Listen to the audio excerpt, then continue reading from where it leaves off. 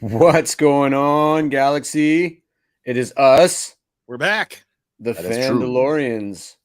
We're here with chapter 21. Yeah, 21. The Pirate. The Yarg. Pirate. What do you guys think? Any initial sort of? What'd you think? Okay, I've got something, Yeah, and do this it. this is just self-contained within the season by itself, as just this season, not the show in total. This might be my favorite episode. Oh yeah. This might just be my favorite episode. I think I heartily agree. It gives us a lot. Fun. Really does. Love the pirate stuff. I love that we came back to that. I love we got some more resolution to that. Love the I love the evolution of the covert that we might, again, we've talked about, everybody's coming to this middle ground, and we're looks like we're still headed in that direction. More steps in there. Yeah, I'm really liking say this. enough about the quality of the visual effects. They just continue to be the highest quality and stunning. Yeah. And of course, I mean, there is that. There might have been a cameo this week. There might have been a cameo. There might have been a cameo this week. Tastefully executed. So, what do you think, guys? Is it that time again? Oh my gosh! As always, yeah. Let me get the key here. Hang on a second. Okay, all right. Hey, you get out here now. It's time. Bad Star Wars jokes. Okay, this is another internet joke. So as I tell it, you'll have to suspend your disbelief a little bit, because my son Luke loves that we chose Star Wars characters as the inspiration for naming our kids. Oh, really? However, his sister Chewbacca, not so much. There you go. I like it. I like that one. I like it a lot. Excellent. At least you get the short form Chewy, though. My daughter Chewy. My daughter Chewy. Well, that's been another edition of Bad Star Wars jokes. They're getting thin. They're Don't hard forget, to plumb. If you guys have got a bad Star Wars joke, hell, we'll even take a good Star Wars joke at this point. At this point, please send them in. We'll even change the words to Star Trek jokes. What do you think, guys? You ready to get into her? I'm ready whenever you are. Boom. All right, let's change this up. Yep. Change that up. There we go. There it is. One more thought, though. Do it. Disney for hiding the title and the image until you've watched it. Okay, and the runtime. Was that so? That wasn't just my Disney Plus that did that. They were hiding that from everybody. Yeah, the runtime too. Really, the name gives it away. I didn't see anything. I took a picture of my television. I know I sent it to you guys in the chat, and I'm like, chapter 21. What? Later on, I went back, and I did see it that they had updated it, but I'm like, same in my phone app. Okay, yeah. Blank. Well, we're all in agreement that was an intentional. Oh yeah. Okay. I like who was coming back at you. Well, now that I know that it's not just me, I guess I like that. Yeah. Well, we got the title this time, though. Now we got it. The chapter 21, The Pirate. The Pirate. I wonder who this could be about. Director Peter Ramsey. I think this is his first go around for anything that we've been reviewing lately. You guys might know him from the 2018 Academy Awards, where he won Best Animated Feature for directing Into the Spider-Verse. Oh, wow. Yeah, great film. Before that, he's a storyboard artist. And like a renowned storyboard artist. Awesome stuff. The other guy, Jon Favreau, Iron Man, you know him. I was going to say, that doesn't sound like another person we know in the Star Wars universe, Peter Ramsey, storyboarding for stuff. I'm looking at you, Dave Filoni. So it's nice to bring your fellow people along like that. Seriously, yeah, man. Yeah. We'll just poach them over from Sony. Yeah, might as well. Okay, let's get into this. On Navarro, Grief Karga and the citizens of the capital are bombarded by the pirate king Gorian Shard's corsair. Unwilling to negotiate, the High Magistrate sends a desperate plea for help to the New Republic. So we open on Navarro. And a ship lands at a modest port looking reminiscent. It's sort of like a Razor Crest, a little bit. I mean, in so much as it has the wings on the engines on the back and off to the side. There's a gun on the top, so I'm not really sure. I got vibes of Marva and Clem Andor's Holler. Yeah. It's got that kind So the city's bustling, and I mean, it's doing really well. You can, it's come a long way. So I think another passage of time, maybe. Yeah, maybe. Inside his office, High Magistrate Greek Karga and his droid are planning sort of changes to the town. So it's prosperous times. They got the big hollow out. They're checking. They want to add districts. They want to move things around. There's a little bit of Orabesh here. I think the extreme. There's the East Court, the pole cushion, which I'm not sure what that's about, and then the landing yard. They're pretty obvious. And You're talking about like like putting in like a rail system or something. yeah, they want to. Yeah, I just want to move the trade lots of district closer. cargo. Monorail. Pick up a district. That's exactly what I thought. Monorail. So there's a kerfuffle outside. Grief Karga runs to the window, and his attention is drawn up as a shadow crosses over the citizens who begin to kind of scurry in different directions. And there's the Corsair of our old friend, our new friend, I guess. Swamp Thing. The Pirate King, Swamp Thing, Gorian Shard. And in runs his droid. Now his droid, I don't know if we might have covered this for sure, but where am I here? Silver, no. The protocol droid. Yeah, the protocol droid. The I guess they're like, calling him the copper protocol droid. Yeah, Navarro copper droid. Makes sense, yeah. Played by Chris Bartlett and voiced by Parish China. So there's a bunch of this episode where two people play same character, bring the character to life. It seems like the whole show is kind of like whoever fits in the costume, and we'll just overdub everything else. Yeah. Makes sense. It's kind of cool. The droid's like, "Do you want me to, negotiate?" And Greek Karga's like, "No, definitely don't do that. Like, if we pay them off, then we'll never get rid of them. We got to make our stand here." And so Shard hails him, and he just basically they have a tete-a-tete. He's trying to bluff him, saying we're under the protection of the New Republic, but they're not really. And Shard even says, "This isn't Sabak. We're calling your bluff, as it were." He makes a point. Gorian Shard makes a point here, basically kind of laughs at him and says, "Yeah, whatever. They can't even protect the mid-rim. Yeah. Mm-hmm. Makes you think they can protect you, right?" And he names you're not under the protection of Moff Gideon anymore, suggesting that like the bounty hunting guild was thriving a little there because of the Imperial presence initially. Would be a symbiotic relationship though if you were like the seat of the Hunters Guild for that sector of space. You probably wouldn't be messing with the remnant. No. Yeah, for sure. And at the same time, you wouldn't be messing with a bounty hunters guild either, right? Yeah, I mean, if you're an isolated force, an isolated warlord, and you have limited resources, I mean, the bounty hunter network is bigger than just what was on Navarro. Yeah, 100%. So Karga basically, tries to get out of the culpability of killing one of the guy's men, and he says, "Well, this time I'm going to shoot first," and cuts off the holo transmission. Don't call me again, even though he didn't call him in the first place. He literally says, "Don't, unless you're going to surrender." And That's then right, we get, I guess, what we were calling, we talk about legacy lines. Yeah, we get a legacy pose or a legacy moment, I guess, when Grief Karga pulls a Leia Organa there with his astromech droid there, yeah. And true to form, he does shoot first. Gorian Shards sends the troops to the gunwales and opens fire on the town, and people run in terror. Can I jump ahead for a second? Huh?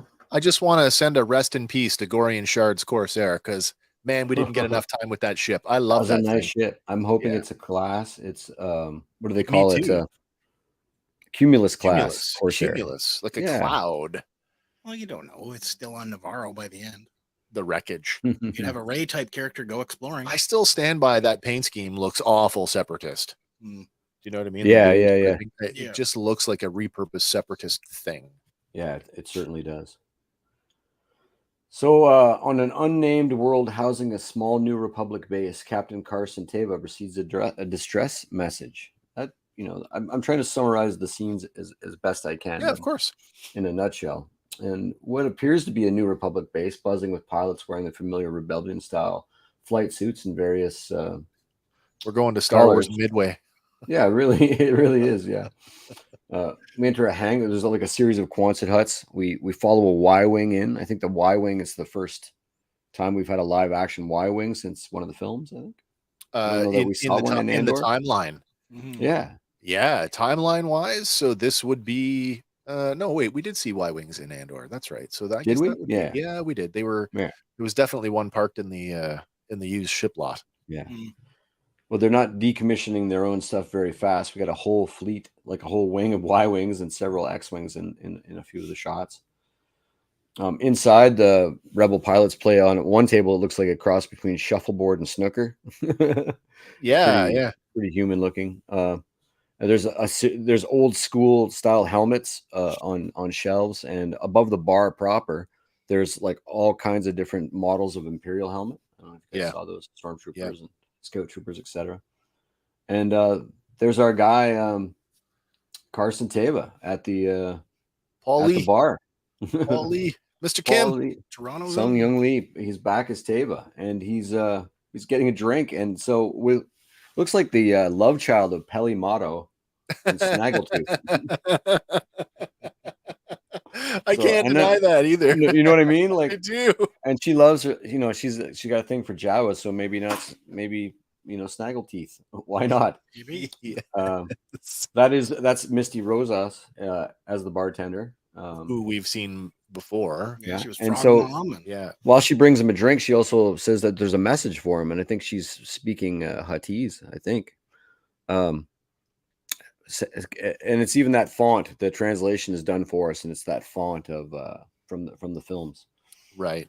So she hands him a disc, and he asks, "Can I use your player?" And he sparks it up, and it's the recorded message from Grief Karva. Right. And in part 2 of his Leia moment, we get the other end of it, and it's basically help me, Carson Teva. That's right. My only hope. You're my only hope. I basically have that written down there. But he's basically said, it's with a heavy heart that I come to you and I ask for help. You once said that if I never needed anything to reach out, well, I'm reaching out. Yeah. And we were doing really well, and I kind of feel like if there's a political angle for Captain Teva, and he doesn't seem really driven by that stuff we see like in a little bit, but I feel like if there was one, this would be the way to get them to sign a charter. Yeah, really. You know what I mean? Like withholding services until you sort of, I feel like Carson Teva is our Joe Friday. You know what I mean? Like he's the guy on the ground. He's looking for it. He's not interested in the political stuff, but he just wants to make sure that everybody's safe. Yeah. So we're telling maybe we're telling some of the stories from the New Republic stuff that never got made. Maybe we're telling some of the stories from the Rogue Squadron movie, but he really fills that Wedge Antilles role from the Rogue Squadron novels. He's the same kind of character, like almost like a cop, hotshot pilot. You know what I mean? Like, it's pretty cool. I like it a lot. I would say that he gets a line of dialogue later on where I would say based on that, they may have woven in some of those ideas of what that Rangers of the New Republic might have been. Right. Some of the more important, like at least the stuff that crossed over, because it was all supposed to intertwine. So you'd probably have to keep a fair amount of it. Well, exactly. Which sort of brings us to the next slide, because we have we have some Easter eggs, some familiar faces before Easter dinner, if you will. Really familiar faces. We get Trapper Wolf, played by Dave Filoni, Sash Ketter, played by Deborah Chow, and Jib Dodger, played by Rick Famuyiwa. All directors and creators, as we know, on this fantastic show. But there's a nice piece of continuity because they're the exact same as set up. They're playing their same roles that they played back in the other season when they hit the space station and the fighter and the ice planet.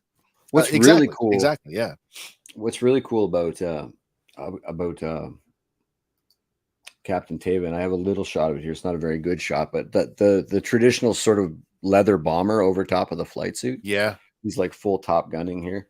Oh my And gosh. Yeah. I didn't really get good pictures of the patches, but I was wondering maybe if they might be like campaign badges or. I kind of wondered the same thing, or squadron insignia, Squadron, or right. Yeah. We do find out his squadron name finally later on. We heard something this week about part of him getting.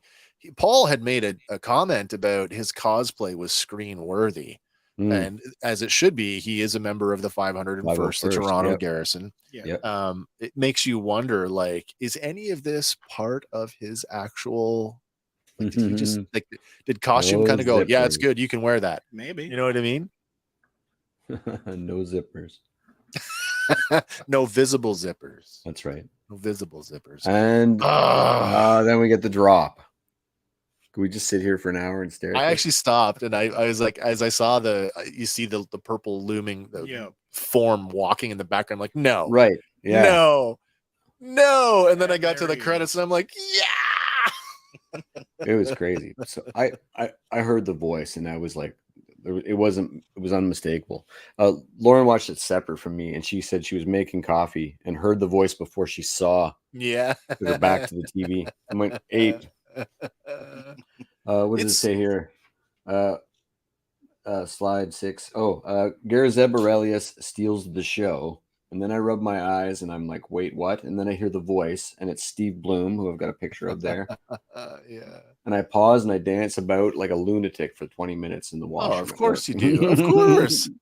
Of course, Lauren Zeb. And Zeb strolls up, casually interjecting in a conversation like this just happens all the time. I'm freaking out over like lines. I can't even remember the lines. I'm freaking out so much. There is some there's some throwaway banter about trying to get the New Republic involved, and how, he's got his work cut out for him, and Zeb basically nonchalantly, oh yeah, you're gonna need it. Like, we've been trying to get help for a while, and we still can't get messages, requisitions filled, etc. Right, but that tells us something more about Zeb, and for sure this is a setup for Ahsoka to get the band back together. But that tells us that Zeb came back. That he came back and has been back in the galaxy at large for quite a while. Yeah, fighting the good fight. At the risk that anybody out there doesn't know who Garazeb Aurelius is and hasn't watched Rebels, he's a member of the Ghost Crew, Spectre 4, I think. I couldn't tell you that much. I don't know that. Spectre 4. He's a Lasat from the planet Lasalle, and he, for the longest time, he thought he was the last of his kind. So he's the Empire wiped out his entire world, much like Mandalore. And for the longest time, he thought he was the only member of his race until it was discovered, like late in Rebels, that there had been many survivors and that they had chosen a new homeworld and way out and way beyond the sort of reaches of even the Outer Rim. An awesome character. It's one of the ones where, okay, we're on this Ahsoka's imminent, and so all of us real fans understand, like, not real fans, but the guys that pay attention a lot, the people that pay attention a lot, understand that it precludes like a Rebels sequel. And we know that because of casting rumors and actual casting releases, that we've already got a Hera. We've got a Sabine. We've seen Ezra. A live action Sharper. We've got an Ezra. We might have a Thrawn.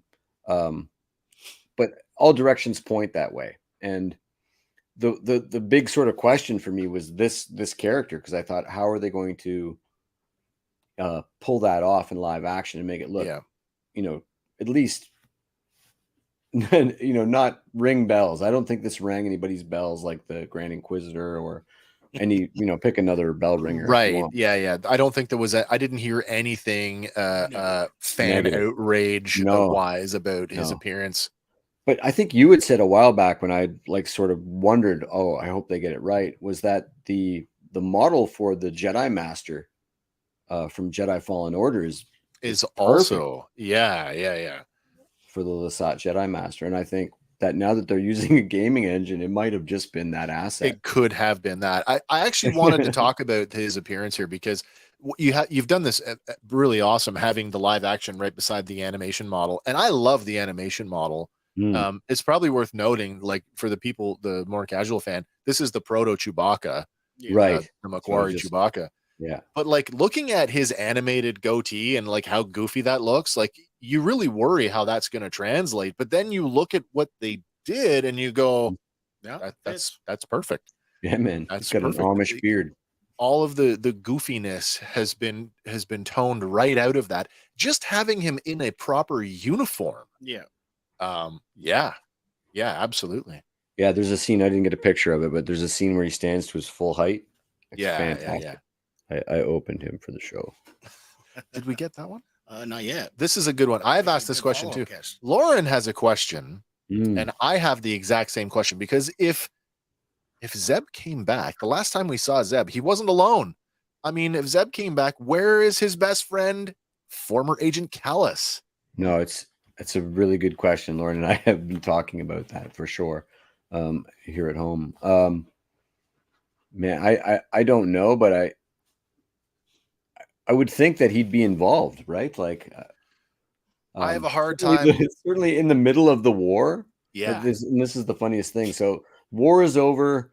We capture people that are trying to still be Imperial, but then we send them to, camps where we re-educate them and assign them numbers, and we treat them sort of like second-class citizens. And or a guy defects in the middle of the war and we instantly give him command.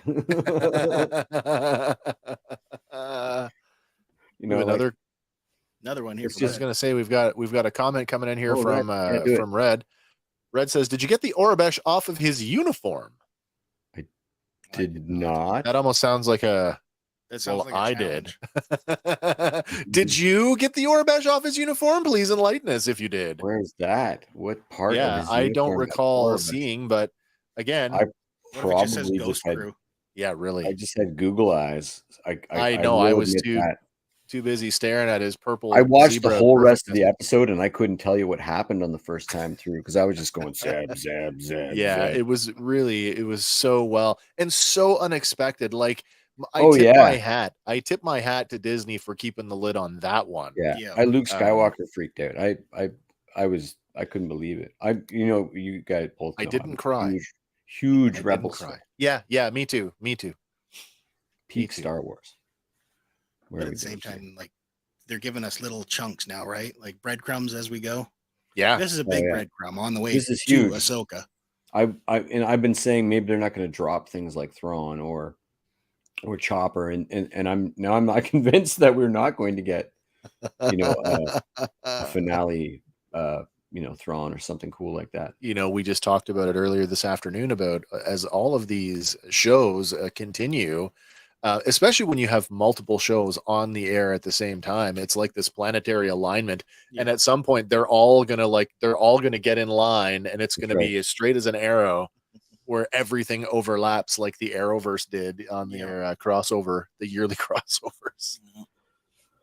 So on Coruscant, Captain Teva, seeking permission to officially aid Navarro, is faced with the red tape of New Republic bureaucracy and comes 2 degrees of separation from Moff Gideon in the form of liberated Imperial officer G68. Tim Meadows is Colonel Tuttle. He's awesome. I love his cannibal character in Brooklyn Nine-Nine. And I mean, there's not a thing I can think of that he's in that.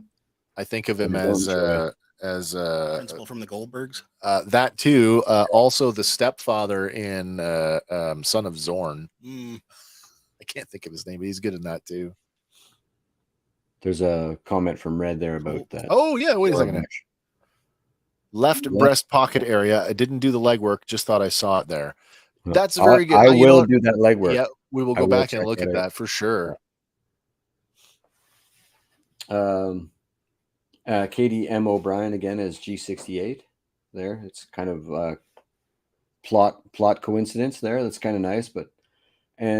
So he introduces himself to Tuttle as Captain Teva from Adelphi Squadron. So I guess that base, I wasn't Scarif. I thought that was Scarif. it has that sort It's of got a scare. Yeah. So Yeah, there's palm trees add and- tropical paradise world to your list of biomes from really. Star Wars.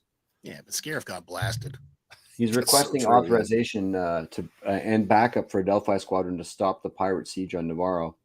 But Tuttle's never heard of Navarro, and Teva plays him the message. He doesn't even play it all the way through. He's just, he's like, well, it does that is concerning, and he started to sort of consider it. But then G68 sort of shows up, and she was already listening in the background. You could tell that by her intro, where Yeah. she kind of turns. I love how inside. she just inserts herself in the office to offer, can I get you something?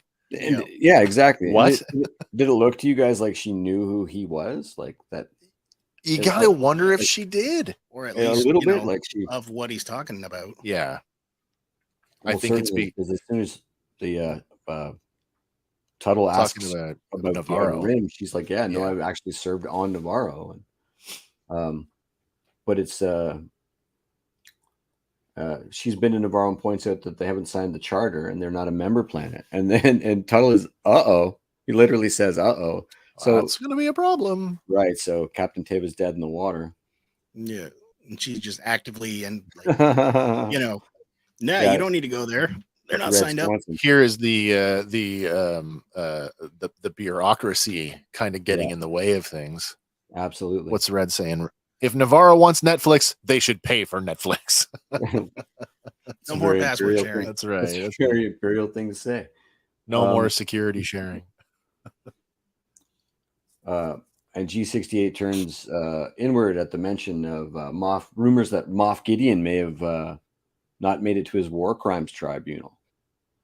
And Tuttle's saying there's a backlog of requests from public planets. It's unlikely we'll help you. And, even if it's just pirates, but Teva's convinced that everything is connected, like pirates, Moff Gideon, stormtroopers, TIE fighters. Yeah. And He uses almost the same line or a very similar through line as what he said when he was meeting with Cara Dune about there's something going on. They don't believe it in the core worlds, but and goes on about how I think it's all connected. Well, it is kind of funny though, because this almost mirrors Dedra Miro back in Andor saying, these aren't just random, these are all connected. Right. From exactly. the opposite Yeah. perspective, right? Yeah. there's a little animosity too between Teva and G68, where he basically says, you were captured. She's like, no, we were liberated. It's a matter of, from a certain point of view kind of thing. It's very interesting. So good though at like flipping on that switch, like, oh, I'm going to be a good little rehabilitated person now. Yeah. And it's just like, you're like, oh, you're so greasy, but it's good. yeah, it's true. Just a real quick sort of scene of Grief Karga, like Moses leading his people to freedom.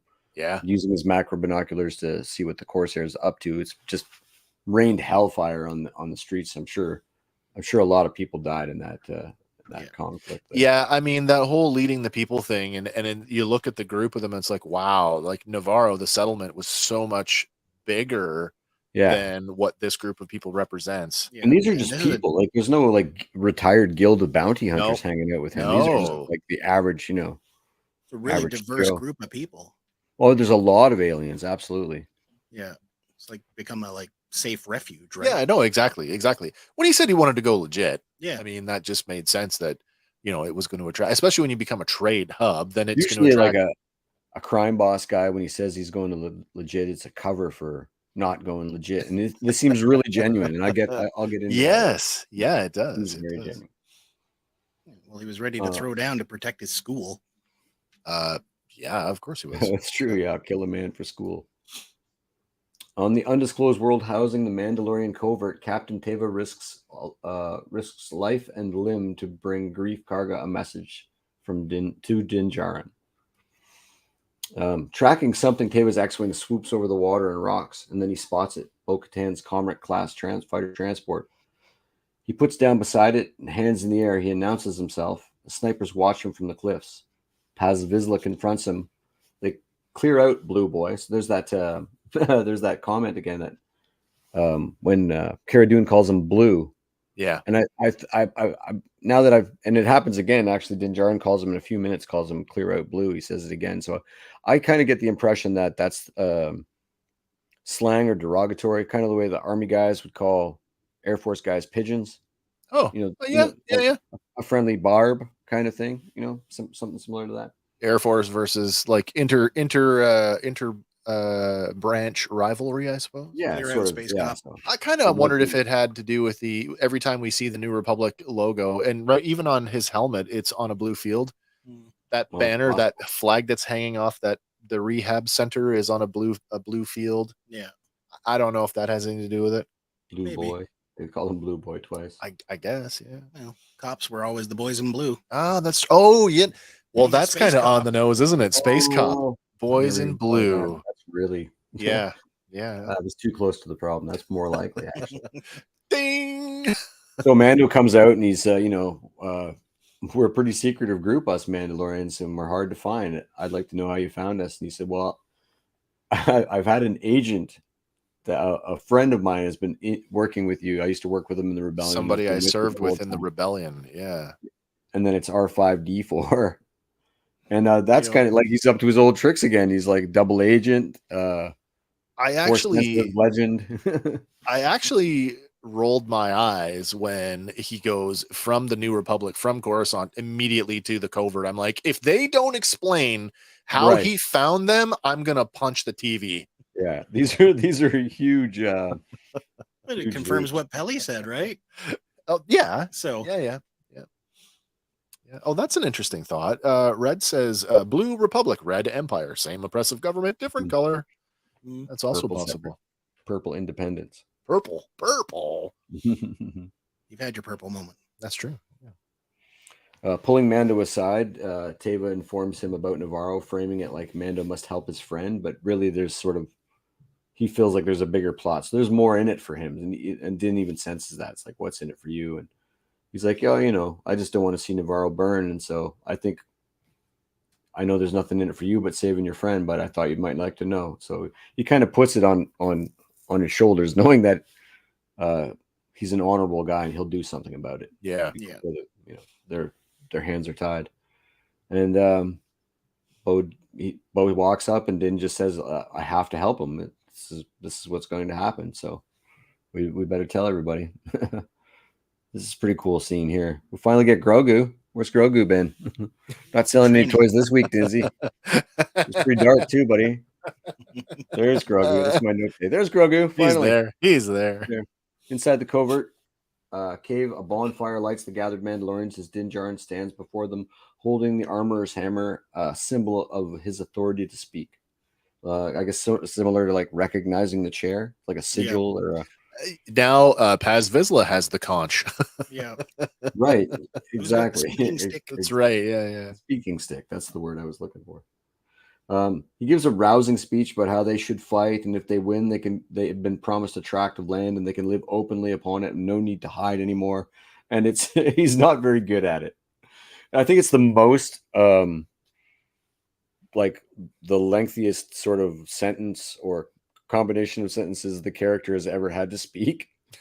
And he's never had to rally anybody before. He's never had. No, it's not his forte. Like he's very wooden, and I think it's on purpose because after he's like done his rousing thing, like nobody is like they respect the hammer. He puts the hammer sideways. I have the image. Yeah. But they start murmuring, and he quells them with that. But really, they're respecting the hammer, not what he's saying at all. I don't think. I saw a meme this week. I saw it too. The one that's like, the budget is at Disney has swole so much that they can afford to arm the Mandalorians with kitchen faucets. The hammer looks like a tap. It totally does. So I couldn't resist. He's done talking. He hands it back to the armorer, who's still in charge despite the Darksaber. That little. No one's talking about the Darksaber. He's not that little chestnut. And she asks if anybody else wants to speak, and Paz Vizsla stands up.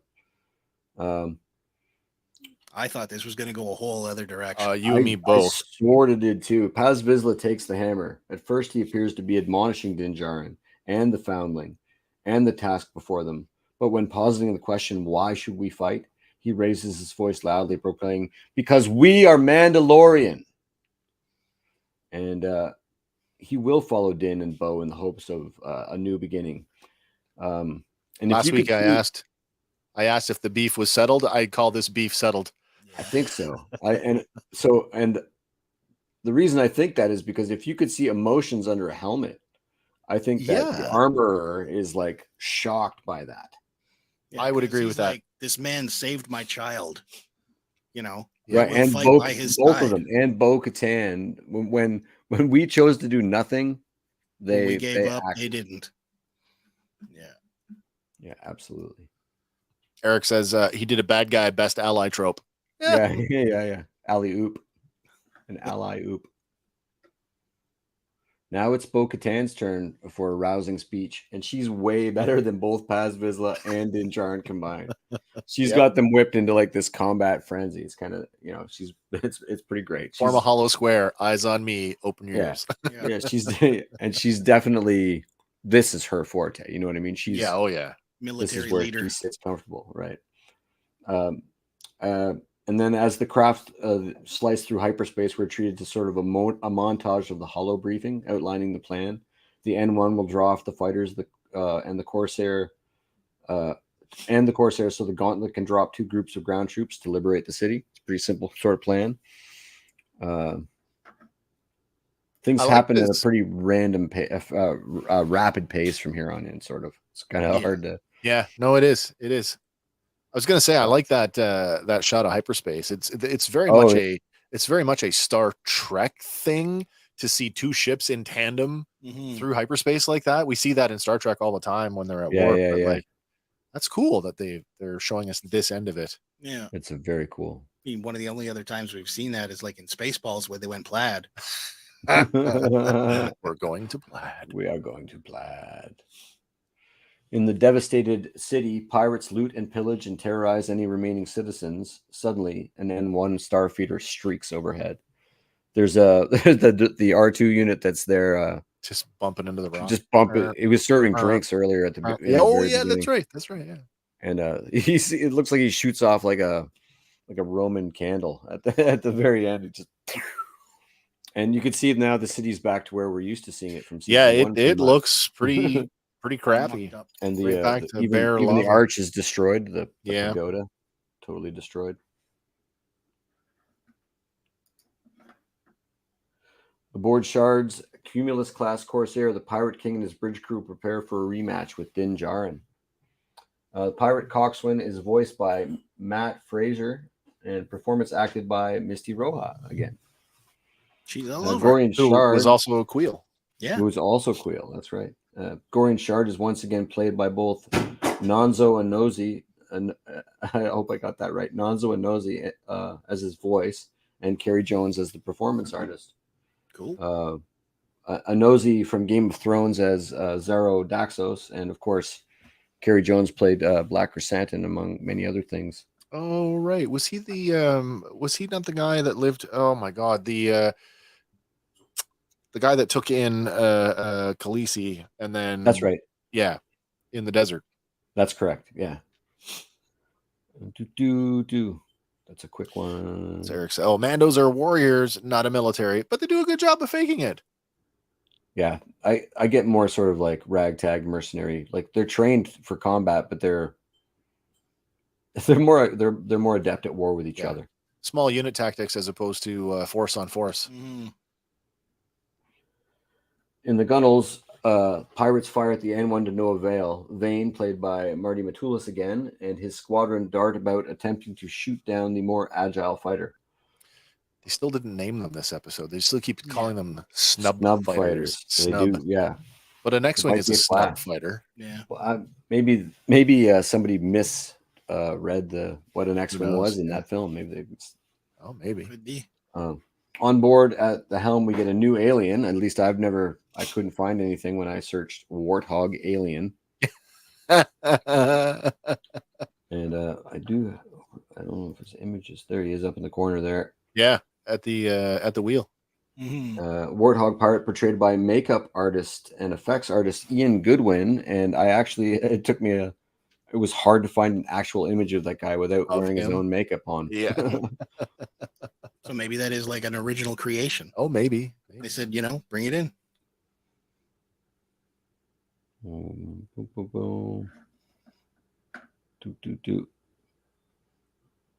I kind of got my notes Got ahead of all a yourself. little Oh, bit. man, it's all right. Somewhere. Yep, it's all right. It's all good. Well, we're just going to describe these. So the N1 is so much more nimble. So I wonder how much of it is Din Djarin, like just the dopest pilot. Like we're seeing some serious stuff from Din Djarin. He Yeah. makes a Poe point to Dameron say roll. to Pelly that it's faster than I need. Yeah, and she tells him, don't drive it like a freighter, drive it like a speeder. Drive it like yeah. Yeah. So he's quite nimble at it. So he's basically, his mission isn't to take the fighters out, but he seems to be able to take them out at will.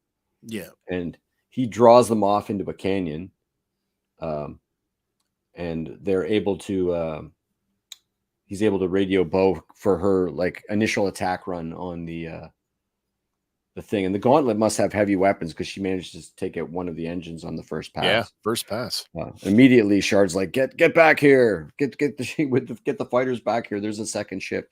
And so Vane doesn't want to, but they pull back. I love how they do the I don't want to say the dumb pirate thing, but it's exactly what they do. Well, they're chasing the N1, and then Gorian Shard has to yell at them, well, then call them back. Like it's obvious, but yeah, absolutely. But at the same time, that's a stupid maneuver because now Din is going to be chasing them. Oh yeah.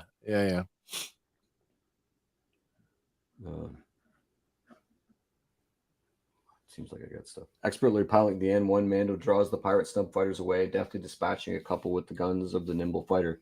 Bo-Katan takes the Gauntlet on attack run, dismantling one of the engines. On board, Shard barks orders, recalling the fighters from the chase. Cursing, Vane pulls away from the pursuit, returning to the capital ship. Vane, I guess again, we covered those. We did cover those. My notes are like skewed one slide here. Tracking the aerial battle. No, we're back on track now. Tracking the aerial battle through macro binoculars, Grief Karga gives Mondo words of encouragement, telling him to be careful that he's outnumbered 10-1. And in a season 1 line callback, Mando likes those odds. I like those odds. Karga knows he does. And on another pass of the Corsair, the N1 inflicts more critical damage to the pirate vessel as black smoke billows from its hull after a shower of explosive sparks. And I can't say enough about this fight. Like I'm sort of chewing through it rapidly, but it is so fast. Like it was really hard to get images of the N1 sitting still in the sky without just being a blurry mess. Ocean blur, yeah. But a fantastic dogfight. And like I said, I think Din Djarin might be up there with some pilots that we've seen so far. Like you'd have to be a good pilot to handle that much ship. There's I would think only so much that the quality of the ship can add. Like Han Solo could probably fly anything. Yeah, You know what I mean? exactly. At this point, you got to think maybe he's getting a little bit better because now he's got droid assist. I like the well, that's just yeah, that's like true. he's had, that's so true. How many years now? spy droid assist. And now he's got the assist. There's that moment where Vane is about to hightail it out, and he's watching, and he's calling it out. He's below you. The ship blows up. He's above you. He's above you. Yeah. Time to go. I gotta go. It works so well. Sorry, Captain, but it's time we part ways. While the Corsair and the fighters are distracted by Din Djarin hovering low above the Navarro town, Bo-Katan opens the bay doors and the first group of Mandalorians rocket to the streets below. We see the Anzellans still hiding in their shop. Hey! Sorry, couldn't help it. That's crazy. My typo here is amazing. As the ouches take place in the streets, and the pirates are first taken by surprise. There's some ouchies in the street for sure. Got to be a skirmish, I guess. I'm not sure what I was trying to say there, but so again, really fast-paced action. If I were to go, that character shoots that character in the face after knocking him down. This character uses a rope, and then this character blocks left. So I just got a smattering of some of the coolest looking pictures. The drop-in was fantastic. The drop-in was fantastic. The quality of the effects. Like I know a friend of the show and a friend of mine at work was complaining about the quality of these initial Mandos, but I think they've sort of picked and chose the best looking ones to send on these missions. And I've got a pair that it's coming up soon that are sort of my particular favorite. And I really like that the small unit, the small unit tactic thing really shines through here, that they do a lot of like they're actually talking to each other. And I mean, combat is loud and it's radio chatter all the time. You're always in communication with somebody else, and they kind of did that. Yeah. Eric says many of the pilots of that caliber have been force sensitive. Yeah, let's not go. It's true. Not this one. True. I'll fight you on it. That one from TJC too. TJC, evening all. Could be me looking too much into it, but a warrior people like the Mandalorians, who are famous for their abilities in battle, got lured into a textbook crossfire situation. It's true. They were pinned down. Yeah. They were pinned down. You know, Mandalorians are usually working on their own, right? Bad As opposed to- Well, for sure, Din Djarin is. Yeah. Sorry, what's that? With what? Bad Kawaki and monkey lizard. Kawaki. I got a slide of that. Yeah. That was priceless. The Mandos scour the streets in formation looking for targets. A Kawaki and monkey lizard points toward the courtyard, warning the troops of a pirate ambush ahead. But despite the warning, the Mandos are pinned down. Again, it's just sort of some really cool shots of, like, I was able to get some nice, stuff like that one on the bottom. If you guys aren't watching the audio version of the blast just squeaking by the head of that female Mando. That lady, yeah. I like the idea that we've talked about these the Kawaki and monkey lizards before, and sort of the contrast when we see them in the first episode of The Mandalorian. We see one roasting on a spit. Yeah. We come back to Navarro. Navarro's prosperous. They're living freely in trees. Right. They're semi-intelligent. We know that. Yeah. And so earlier in this episode, the pirates are like firing off blasters at them, and so they're a capitalized creature, which is the convention for them being sentient. Also, the mythosaur is capitalized. Right. And so that the monkey lizard, having been subjected to whatever cruelties, is more than happy to go. It's over there. That's the guy that shot at me. Over there. They were drunks shooting at them earlier in the episode for sure. Doug says, "Pinned down with a plan." Pinned down with a plan. The plan is backup. True. The plan is wave 2 from above. Paz Vizsla and the second drop squad land opening fire and opening the line for the pinned down Mandos. Bringing the weapons forward. Yeah, taking his heavy blaster, Vizsla fries many pirates, and the tide begins to swing back to their advantage. That is until the pirates assemble what looks like an older model of an E-web cannon on top of a high vantage point. They do that right out of Grief Karga's office, don't they? It is, yeah. It's right on the railing of his office. Yeah. You know what I got from this? That's the deck. That's the gun that they put up on the railing of Jabba's katana. Oh, well, when they were shooting down at the skiff. I'm like, that's the same model cannon, or very, very similar. Some version of an A-web. Yeah. We're looking to see a Trandoshan gunner hammers several Mandalorians who fall despite their Beskar armor. And then, hey, look, scaffold. Yeah. Do you see that? That's tube and clamp scaffold, and that means that Earth is probably not very far from Navarro. A long time ago. There was a lot of tube and clamp scaffold, and that made me so happy. I just need to see Zeb on some tube and clamp, and I'll be super over the moon. Eventually, even Vizsla is hit, although his heavy armor takes the blast. He's pinned down behind cover. Bo-Katan now concentrates on the Corsair. She's not as nimble as the N1, and the snub fighters test her shields with several close calls. There's some in-cockpit banter between the bad guys. Usually you get that from the good guys, but there's a little bit of in-cockpit banter from the bad guys. Oh, yeah. And I have a note here. A Klaatuian, a Nikto, and a Weequay walk into a bar. Grief Karga says, no, it's a school. That's right. Yeah.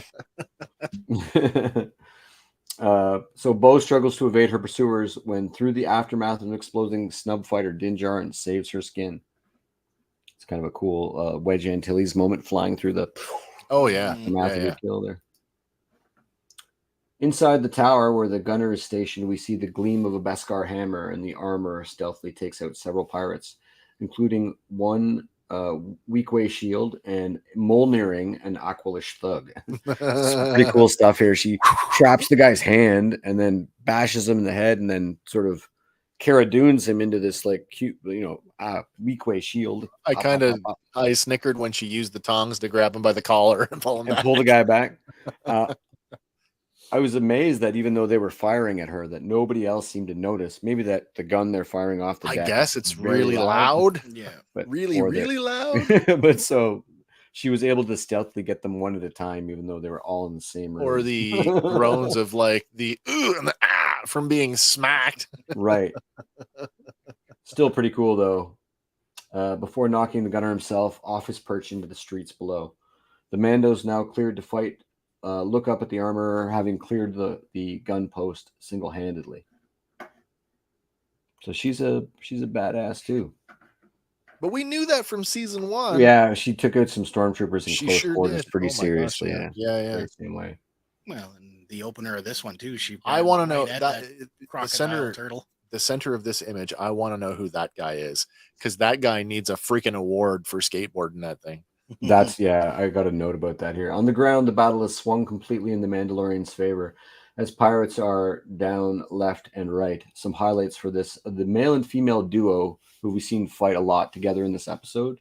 They got matching color schemes with the Shriek-Hawk emblem, the Shriek-Hawk training team emblem now, and the opposing white stripes on their helmets. So it makes me feel. I got a note here. It's like North Star and Aurora from Alpha Flight. Oh from the yeah, comics. yeah.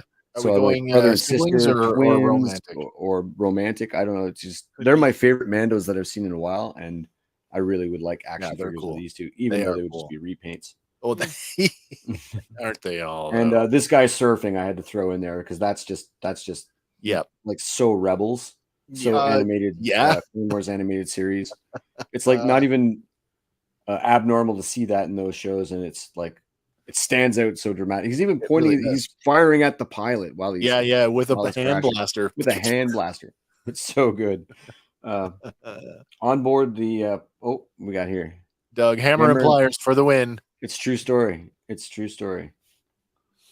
On board, the Pirate King refuses to admit defeat, taking the helm himself, screaming in a puffer pig's eye, "Will I give up?" Puffer pigs, of course, the Rebels reference to episode 1, season 11, The Idiot's Array, in which Lando Calrissian is trying to smuggle a puffer pig, where if you scare it, it grows incrementally every time until it eventually fills your entire cargo hold. Bo-Katan scores a mighty hit and takes out the Gorian Shard's last engine. At least he goes down with the ship. Oh, he does. He does. Flames and black smoke billowing from everywhere in the Corsair. It pitches down in her last flight, reminiscent of the Superstar Destroyer's crash into the surface of Death Star 2. The Corsair disintegrates in a bright orange ball upon impact with the rocky surface. And I guess Gorian Shard isn't the Skeleton Crew villain after all. No, it's not. In the town, the pirates surrender as the civilians are now able to take up arms against their dwindling numbers. That's a great crash, by the way. That's gorgeous. I mean, the animation assets in the show are amazing.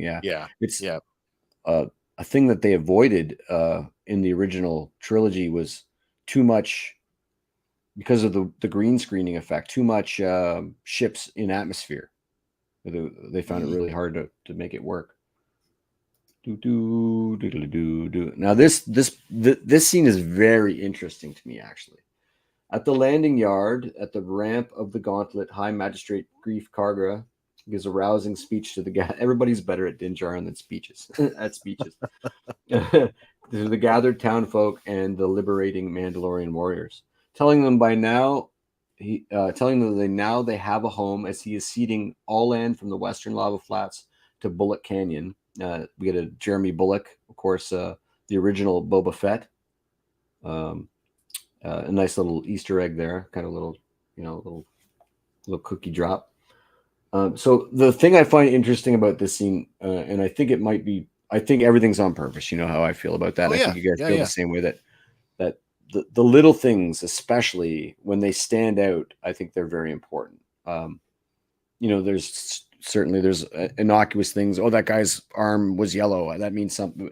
Sometimes that can be the case, but I think when the little things stand out like this, so I find it interesting here that thematically all of the Mandalorians are gathered on one side of the square with the townfolk in the middle, and Mando and Grogu are by themselves on the other side. Oh, really? So I feel like I don't know how to frame the question, but maybe you guys can help me. This causes power structure questions in my brain. Like I don't think I'm convinced that Grogu is going to be the Mandalore anymore. I Oh, you're think not. especially Okay. what's happening Yeah. next Oh, right. sort of changes my mind here. But I'm like, I think they work better as Lone Wolf and Cub rather than Arthur and Uther. Yeah. You know what I mean? Like, I do. They are not meant to. Sure, the Mandalorians as a people are meant to settle down. Din Djarin and Grogu are not. Yeah. I kind of feel that way. Like, Yeah. that this is once they've accomplished this mission, there's like a bigger,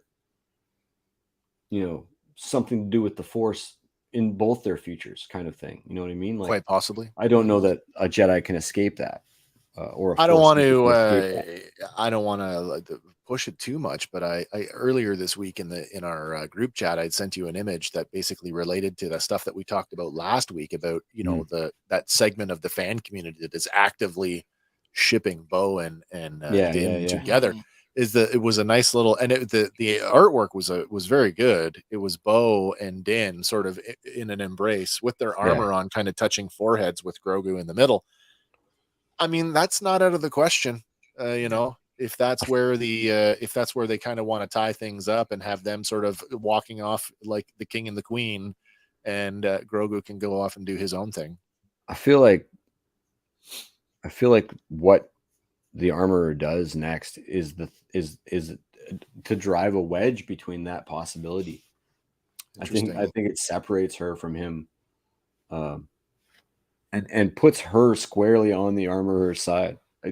I get that whole scene that's coming up. We'll get there. It feels like crazy. Well, Eric's got a theory here, and he says, "Here's the pitch. It's Bo and Din versus Paz and the Armorer. It's not Bo and Din versus Paz and the Armorer. It's Din and Paz versus the ladies. Din has beaten Paz and earned his respect. The Armorer, however, is twisting Bo's vision." That's not entirely. It's not entirely out of the field of possibility, because I feel like I didn't expect that turn from the character, even though you guys sort of called it. I didn't expect that turn from the character in this episode during that speech, and I also didn't expect to see like a visible surprise emanating from she's got to be some sort of. I maintain that she's a bad guy, and that she's playing the Armorer. She's playing some cup and shell game. It's absolutely possible. Yeah, I'm not convinced that what she says in this moment is to be taken at face value. Yeah, exactly. Yeah. No, and it's so, the way it's lit, the way she speaks, her tone, her speaking patterns. Yep. She's got like she's silencing of the lambs. she's Hannibal Lectering. Yeah, really. Like really, hello, Bo. Paz Vizsla approaches Bo-Katan as the crowd celebrates around them. The armorer wishes to speak to you. He leads her down a set of winding stairs, dramatically lit with a circular portal of light. Another shaft of light illuminates an area dynamically before her. The armorer stands in front of her old forge, now destroyed by the remnant empire. She waxes nostalgic for the great forge on her homeworld. We know now that she's from Mandalore. I took that as meaning I've been to the forge on Mandalore. She's a true born Mandalorian. Interesting. Yeah. Okay. Yeah, I think that points that right. Bo knows it well. The air rang with the music of 100 hammers. So even in her lifetime, we were churning out Beskar armor. Yeah. In her lifetime, the Duchess Satine ruled. That entirely possible. That doesn't track almost like. Sure. There's a. Well, it does if it tracks if the oh my gosh, we just talked about her. If the Rook cast, if the Rook cast thing plays out, then it totally tracks. That's kind of how I feel about that. Yeah. What is Eric saying here? Eric says, I bet the armor is either X or embedded Imperial, which would tie in neatly with the Rook cast thing. I still feel like that. Did you guys see that Maul face in the water? I watched it. I watched it a few times, and I mean, okay. Yeah, you kind of see the yellow eyes, but It's hard to say. I mean, there was the thing I got the most out of was the the comments in that were just priceless. Yeah, the comments were nutty. They were. There was a lot of like, Um, oh yeah, maybe. There was a lot of it's just bubbles, or okay, it's a yellow bubble. It could be. I don't know. I don't know what to make of that. Yeah. I know that there's a lot. We talk a lot about symbolism in this show. I don't know if Star Wars symbolism has gone that far before. Like, we're gonna show you a face in the water. Like, that's to me. It would to me. I feel like that would be a first. when we're mucking with things of that nature, though, like when we're mucking with Sith magic and magic waters, and Yeah, Lauren's no, got you're a right. theory. I don't You're know right. if she got it somewhere else, but she has a neat idea. I Yeah. think she might have read it somewhere. Sure. That what's living about the living waters is its midi-chlorine count. That's an interesting thought. What better way for That is an midi-chlorine interesting thought. to bond with metal and Yeah, become yeah. lightsaber resistant? Like It's in balancing the water. like It's literally crazy. in the water. So crazy. And that could be Mythosaur poops out midi chlorians. Well, the mythosaur could be a very powerful or a force user. user. Yeah, right. Yeah, Very yeah. powerful. Well, yeah, like the Bendu. Like we said, like Yeah. the Bendu. The Bendu. Crazy. The air rang with the music of 100 hammers, but this simple one serves the same purpose. The armorer tells Bo-Katan Kryze, remove your helmet. Bo hesitates. Oh The yeah. armorer asks, What? do you respect my station? She still hesitates, but she says, I do. Then remove your helmet. And reluctantly, Bo does, cradling it under her arm. And I thought this whole time this was a setup. Like I thought it was a test. I thought she was going to get stabbed, Yeah. or even a test. I've seen a guy get fired from a union site for this very thing. Taking their hard hat off on the job site. When a commanding officer, or I guess, sorry, not when Yeah. when the guy above you says, hey, let me see your hard hat, son, and then you No. take your hard hat off in a restricted area, and then the guy fires you for not wearing a hard hat. That's Literally ridiculous. the most corrupt crap. Like, but anyways, that's a different I actually story. thought with these two women being alone in the basement, Mm. that when she said take your helmet off, we were going to get the big reveal. Like, okay, she's going to take her Another helmet helmet, off too, and then it didn't. Magic sea monkeys make this all make sense. Yeah. Yes, they do. I thought the whole time this was a setup, and now I think it's still a setup. I just think it's a long con. Yeah. The armor tells Yep. Bo that their people have strayed from the way, and it's not enough for only a few of them to walk it. We must walk it together. This is the way, Bo-Katan says plainly, thinking that's what the armorer wants to hear, but it's not. It's actually not.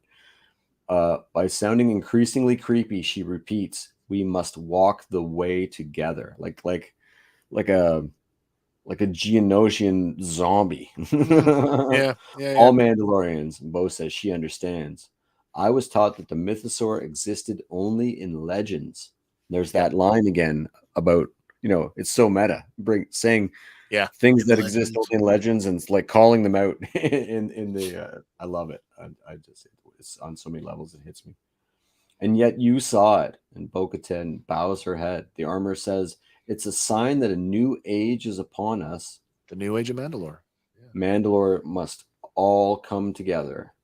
She walks to Bo slowly. It's very threatening. It's very threatening the way she walks up to her, and I still thought she was going to maybe pull out a knife or I don't know what I thought, but there's a part of me here that actually thinks that this is that middle ground thing where she's recognizing that Bo walks a different path. She comes from a different background. And now it's the armorer who's, as much as Katie's character, as much as Bo is accepting the traditional ways of walking the way of the Mandalore, the armorer is more now recognizing that there is another way, and that the only way they're going to unite the Mandalorian people is to mesh those two ideologies together. And as the respective leaders per se, they're going to have to do it together. Opposites, right? Well, how about this? If she doesn't give one person like Bo-Katan the authority to remove their helmet, then how is Bo-Katan going to lure more people to the cult? And I think that's what this is. True. That's really very feel like as well. Yeah, she's luring people to her cult. She's given her this authority because She needs to bolster the numbers. Yeah. I don't Yeah. think that she really believes she's a Mandalorian anyway. History dude, one with a lot of zeros. What is that? A billion? A trillion? I Trillion, don't know. maybe. think Trillion what? Thanks for that one. Not sure what you're talking Thank you. about, but okay. She can walk both worlds. Hi, history dude. Oh, and hello to you too. Yep. Oh, sorry, where are we here? No, that's okay. we're polar opposites coming together in a somewhat menacing form. Yeah. You are the one who can unite us. I thought that was kind of crazy thing. Back at the landing yard, Din and the Mandalorians all mull about checking their gear. Grogu, again, there he is. He's back. Grogu's back. He notices first. There he is. And he coos, attracting Mando's attention. And as he looks up, the armorer is walking beside a helmetless Bo-Katan. The crowd murmurs amongst themselves, and Paz Vizsla stands up, visually taken aback. The armorer addresses them. Bo-Katan Kryze is going off to bring other Mandalorians in exile to us, so that we may join together once again. And so that's some culty stuff, man. I feel like it's a trap. I really feel like she's been using Din Djarin to get living water. She's using Bo-Katan as a means to, more power. I don't think for a second that she won't try to wrest either the Darksaber or the Mythosaur out of whoever's hands at the earliest sort of convenient time. Sure. I feel that way strongly about You her. we've not seen any numbers. We've not seen any other Mandalorians besides the Children of the Watch and Bo-Katan with her two lackeys that have now abandoned her. Yeah. But suggested by what Bo-Katan says about where's the fleet, that there are more lackeys that we just haven't. She was just had her closest lackeys with her. So, like, I think there's another question to be answered here in that, like, all these other Mandalorians that are out there in the galaxy kind of presumably doing what it is they're doing. How are they living? They can't all be Children of the Watch. They can't all be, Satine pacifists. They can't all be Bo-Katan, obviously they're not, because the people who are loyal to her, right. They can't all be that. So, I mean, there are these, as they said, scattered, across the galaxy. Yeah. And some of them weren't going to want to come back. Yeah. No, you're right. There's no way you're going to get Boba Fett off the throne. That's an interesting thought. Yeah. There's still well, and I think we might see him. I think Tamora Morrison was saying some stuff on Twitter that I don't know exactly, but I think we might see something there.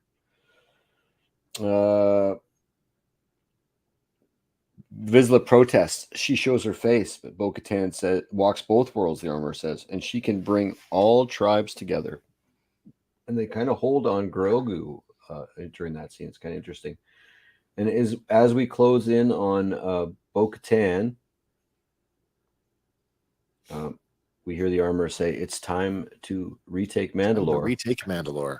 And we got to have numbers to do it. Yeah, I think that's where I was going though. Like her, like she's the one that can bring all tribes together, all Mandalorians from any walk of life, because now she has a better understanding of the old and the new.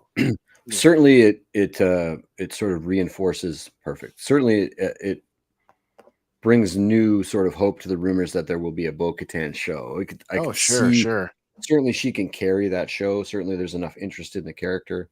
Right. If they're continuing on like they want to, right? The Book of continue on the book. Well, there you go. And I mean, that's something that we talked about many times. For all of the outrage that there was surrounding the Book of Boba Fett, I said it before. If you had just titled the show "The Mandalorian," subtitle "The Book of Boba Fett," it works perfect. It works so well, which is why we can have a future season called "The Mandalorian: The Book of Bo-Katan," "The Mandalorian: The Book of Grogu." Like the book. The structure was interesting, but I wasn't part of that group of haters with Boba Fett. I really couldn't understand it. Like I don't think any of us were.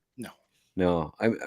So the biker kids were a little hokey, but they there's a reason they were hokey, and they track with the way that those mod kids were.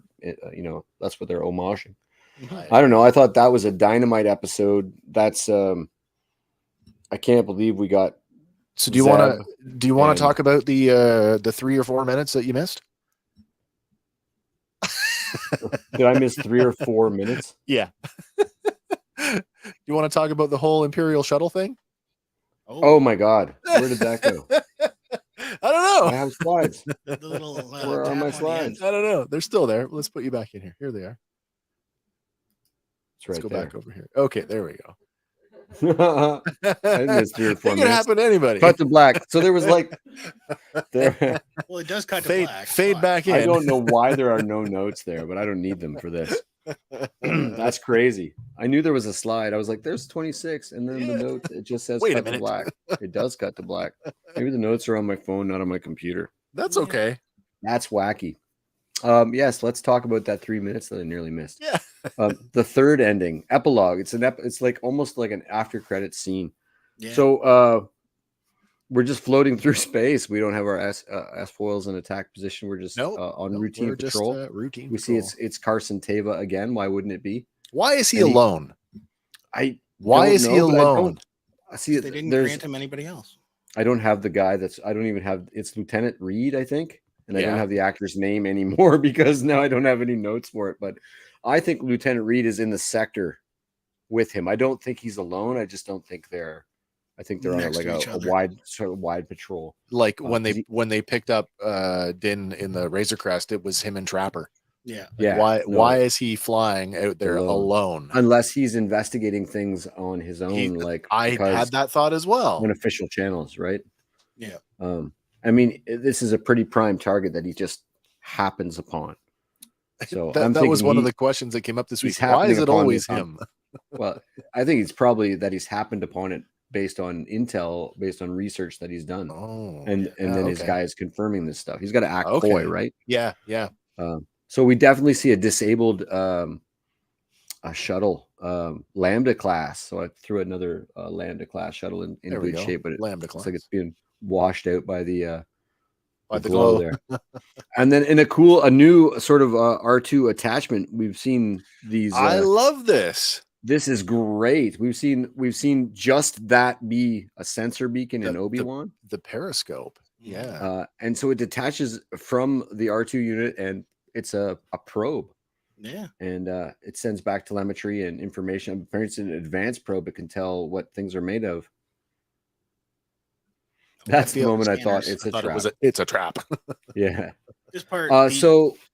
Yeah, go ahead. The only thing that bothered me about this is they're using like a Lambda class shuttle, and Right, like going out of their way in previous episodes to tell us that, We're decommissioning everything. we're getting rid of it all. And like, oh, you're still using this? Maybe there's no Right. other executive shuttle at this point in. Maybe. we can't be bothered to sculpt it something new. Yeah. What's the new Republic? We're cutting corners here already. So Yeah. Red says rogue detective pursuing a case on his own trope. Yeah. LOL. Who wouldn't watch a Star Wars series completely based on just that? I'm telling you, if they did a certainly whole will. show where it was literally like Dragnet and every episode was Carson Teva talking about, yeah, it was 3:45 on Tuesday night. I would love it. Chips, but Star Wars. Yes. Paunch Do and it. John. I would love it. Carson and Trapper. So he radios Lieutenant Reed, and he's sending him the data because he probably doesn't speak droid, and neither do I. But there's a little droid there, but I couldn't figure that out there. But yeah, it's interesting. Like we talked about on the fan batch, that they're still using assets, just like they were. Not moving quickly towards new material and stuff. Like by the time we that prison vehicle in the prison Mando barge season 2, yeah, that seemed like completely new, and I thought did like to we're me. well past sort of the Empire, all that equipment relegated to the remnants. Again, not to poke holes in things, but John Favreau, you said this is like the 2-year time jump. So now we're and we don't know if that's 2 or 4. There's still some confusion there. So we're like 8 or 9 years after Return of the Jedi. What's going on, man? Well, I guess if it ain't broke, don't fix it. I guess so. Yeah, I guess so. They wouldn't be as quick to replace infrastructure if it was already, mind you. Pershing kind of said it's still good, and they said we don't care. Yeah. What am I talking about? I don't know what I'm talking about. I'm trying to save you money. Yeah, really. Maybe that's how he should have framed it. Yeah. So they run telemetry on this thing, and they get a ping off its transponder, and they quickly ascertain our interviews canon. Doug's got a Doug, comment our there. interviews canon. I don't know. Wow. Katie Sackhoff says some stuff. She should be careful. She said that this episode was her favorite episode. Yeah, it's so good. Yeah. It's so good. So, and they talk about this was Moff Gideon's ship. It's definitely slated to transport him. And it lined up with the records, except no Moff Gideon body. Yeah. And wait, I've got a trace of something, and it appears to be Beskar alloy embedded in the control panel there. Dun dun and dun. Then we really cut to black. But let's just stay there for a sec. So there's some connotations there. Do you think it had to be Mandalorians? They both seem to jump to conclusions. And even though Carson Teva said, I will not reveal where your covert was. Yep. That probably doesn't hold true anymore, because now he's got that lead that, who else has Beskar? So your Moff Gideon being Mandalorian could lend some credence here. Yeah. I'm putting a tremendous amount of weight on the leaked concept art that I showed you guys a while back. Sure. In those Cylon looking Mandalorian stormtrooper hybrid looking things. And I'm thinking, if you don't have the formula, if you don't have the midi-chlorian juice or the Mythosaur P or whatever's in the water, because he says something, it's a Beskar alloy. And an alloy is a combination of metals. Yeah. Yep. So it's not pure Beskar. So I'm thinking, and besides, how do you chip off a big chunk of Beskar like that and embed it in something? Yeah, and stick it in a ship. Right. So the internet is awash with, it's a setup. It's a setup. The armor has been in league with Moff Gideon, and I don't buy any of that. It's not a plant. It's a chunk of inferior Beskar alloy from one of these Moff Gideon hybrid super troopers that came to rescue him. And I don't think there's reading any more into it other than the fact that they think it's the Mandalorians, and that's going to lead to some conflict between Din Djarin and Captain Teva. You had talked earlier throughout the series about how at some point we're going to splinter into factions, and I agree with that. But I think that the other faction is already out there, and it's whoever rescued Moff Gideon. Yeah, I think they are. I think Mandalorians legitimately rescued him. Well, I think you're going to have. Oh, you do. You really do. I do. I really do. Simply because Din didn't kill him. So possibly he might still be bearer of the Darksaber. I feel like I'm going to go back. Just walk through this with me. When Moff Gideon turns up with the Darksaber and Katie's character, when Bo-Katan officially recognizes his holding of it, if he wasn't a Mandalorian, I mean, mind you, she did with Darth Maul as well. Certainly. He definitely won it in combat. And I do think that given that whole Gar Saxon thing and the Mandalore being an Imperial controlled world, it only makes sense that there are a number of Mandalorians that would have remained loyal to the Empire. And I can totally see a guy like Gideon climbing his way through the ISB, having been a naturalized Mandalorian. And I could see that he would have allies out in the galaxy that would still be willing to risk their butts for him. I do think it was Mandalorians. I can see all that, but I also think that if he's not Mandalorian, that the idea of just taking it from her, she doesn't have to be bested in combat necessarily, but if his troops overwhelm her troops and he just takes it off her belt. Yeah, that's she's defeated. Possible. I think that's enough. And because he doesn't need to subscribe to that, right? Right. He doesn't have to walk the way of the Mandalore. That's the thing. That just makes him an even more vile villain. Not only have you've turned against your entire culture, in the same way that Gar Saxon did. like the way that Sabine is taught by Kanan Jarrus to become one with the blade, to let go of what's holding you back. It's more about what's holding the user back than what's holding Din Djarin back. What's not holding Moff Gideon back is his pure belief in that probably the Emperor still probably the road to the final order. Yeah, I would yeah. I would think that the remnants, as they try to be more organized after the Battle of Jakku, that's sort of something I'd like to see played out in live action. That like, or read more about, like after the Battle of Jakku, they really did scatter, and a lot bolted to beyond space, which is I think where we're going to get whatever they're calling the new yeah, they've got a name for new it, something like regions or something. the new beyond or the great beyond, or it's a funny thing. What we would have just called wild space, or Wild space. yeah, or not wild space. There's another term. Unknown, the unknown regions. The unknown regions. Yes. Yeah, yes, on the old maps, unknown regions. Yeah, exactly. That's where Thrawn's Yeah. from. That's where the Ascendancy is. Right. Where the Vaughn, Yuzon Vong came The from. Yuzon Vong. I can't believe I said that. I'm just that tastes bad in my mouth. Yeah. Like sorry. Shitty peanut butter. There is that was so a crazy much. one. I don't know what to expect going on. Like this is got finale energy all over it.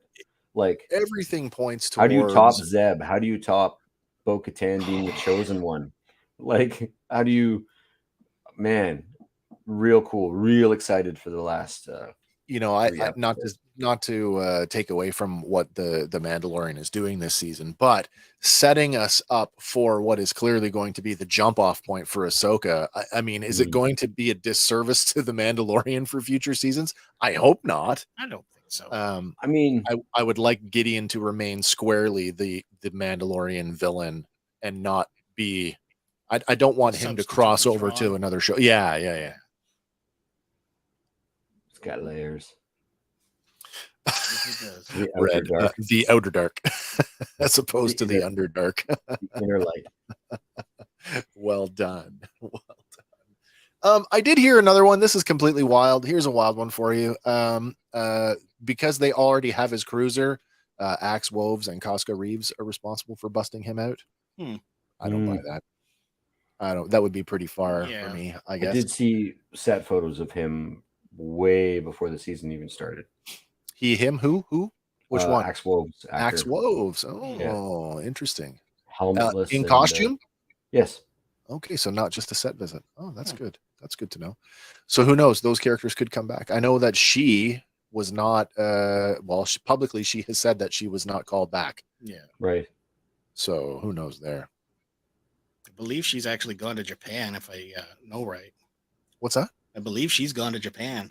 Oh, has she? For her Sasha Banks character, WWE. Sure. And I'm pretty sure she's gone to New Japan Pro Wrestling. Oh, she's like not contracted. I don't believe so. Oh, good for her. Well, she can do whatever she wants now. Yeah, just not under Sasha Banks. Yeah, exactly. Wow. We know Gideon's coming back. I mean, there's been enough leaks and stuff to, what are they calling it? The proto.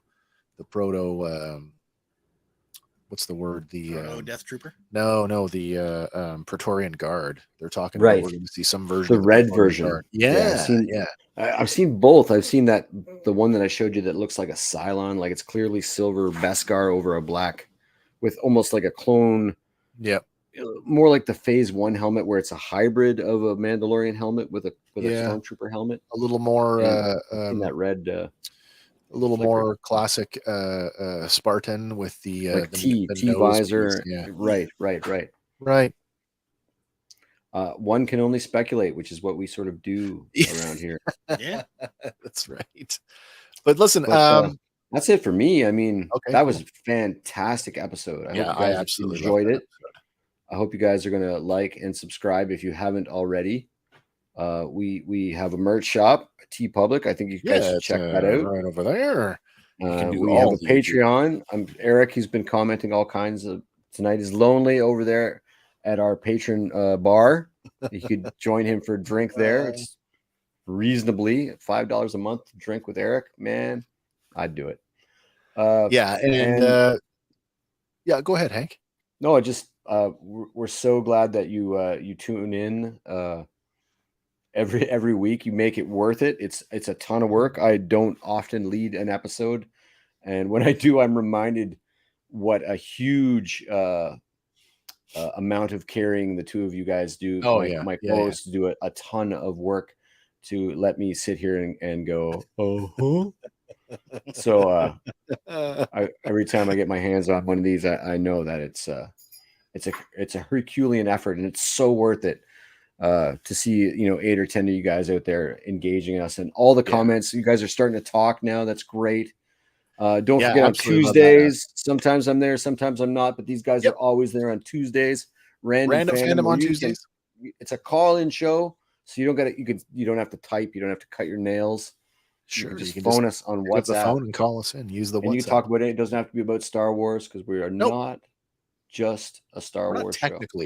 We're not technically a Star Wars show. We sure do like it, though. Specifically. We sure do like it. We're just mostly Star Wars. Thanks, Doug. Thank you, Doug. Thank you for the appreciation. You guys. I absolutely appreciate you as well. And you, History Dude, thank you for the sub. Really appreciate that. Really appreciate that. We are on the verge. Well, I wouldn't say we're on the verge. We are very close. Our next milestone is 500 subscriptions. At 500 subscriptions, we can access the community tab on YouTube, which means we can start making text-based posts there, as well as hosting some fun polls and other ways that we can interact with you guys, and that you guys can interact with each other. Mm-hmm. So just one more thing that we're looking forward to. So yeah, we're about halfway through the season now. We still got quite a few episodes to get through. Man, we will be back next week at the same time. Now that the Bad Batch is over, we got a little teeny weensy bit of breathing room. So only 3. There's only 3 episodes left. Only 3 left. Oh, that was episode 5. Well, we're gonna have to have a little chitty chat offline, because my my vacation is coming up here shortly. So I may or may not be. I may be Navarro. somewhere else when that's going on, which kind of pains me, but at the same time. True. Anyway, do come back and see us next week at the same time. Come and hang out with us on Tuesday night. We're here 6 p.m. Eastern time. If you're somewhere else in the world, if you're catching us in the replay, thank you for finding the show. We really appreciate you spending your valuable time with us, because man, History Guy, go check out the backlog, our back catalog, and check out some of the gun videos, the Weapons of Star Wars. Wes does an awesome job on those. You'll love them. Yeah, they're a lot of fun, and we've got a couple of scripts that we're working on right now for future stuff that I think is going to be both fun and funny.